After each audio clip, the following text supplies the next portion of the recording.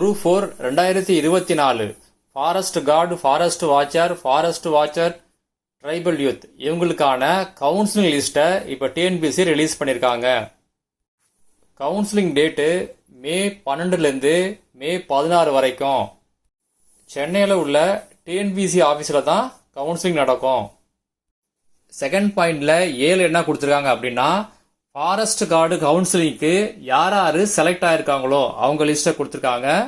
Second point பியில் என்ன கொடுத்துருக்காங்க அப்படின்னா, ஃபாரஸ்ட் வாட்சர் ட்ரைபல் யூத் இந்த கவுன்சிலிங் யார் யார் செலக்ட் ஆயிருக்காங்களோ அவங்க லிஸ்ட்டை கொடுத்துருக்காங்க.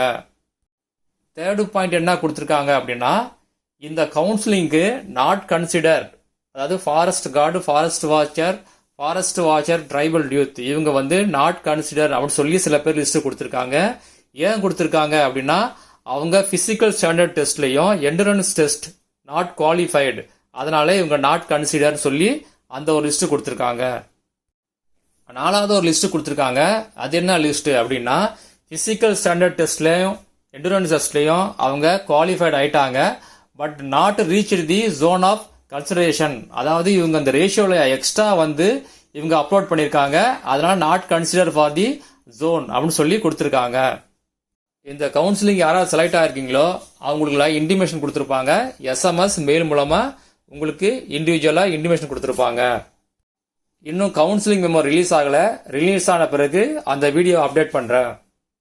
இந்த கவுன்சிலிங்க்கு என்ன ரேஷியோல போட்டிருக்காங்க அப்படின்னா, ஃபாரஸ்ட் கார்டுக்கு 1:1.5 ஃபார் ஜென்ரல் டர்ன், அதாவது ஜென்ரல் டர்னுக்கு 1:1.5, மற்ற ஆல் ரிசர்வேஷன் கேட்டகரிக்கு 1:1.1. இது எந்த போஸ்ட்டுக்கு அப்படின்னா, ஃபாரஸ்ட் கார்டு போஸ்ட்டுக்கு. ஃபாரஸ்ட் வாட்சர் ட்ரைபல் யூத் இந்த போஸ்ட்டுக்கு எவ்வளோ ரேஷியோவில் இந்த கவுன்சிலிங் கூட்டிருக்காங்க அப்படின்னா, ஜென்ரல் டர்னுக்கு வந்து 1:3, ஆல் ரிசர்வேஷன் கேட்டகரிக்கு 1:1.5. இந்த கவுன்சிலிங் லிஸ்டோட லிங்கை வீடியோ டிஸ்கிரிப்ஷனில் கொடுத்துருக்கேன், ஒரு தடவை செக் பண்ணி பார்த்துங்க.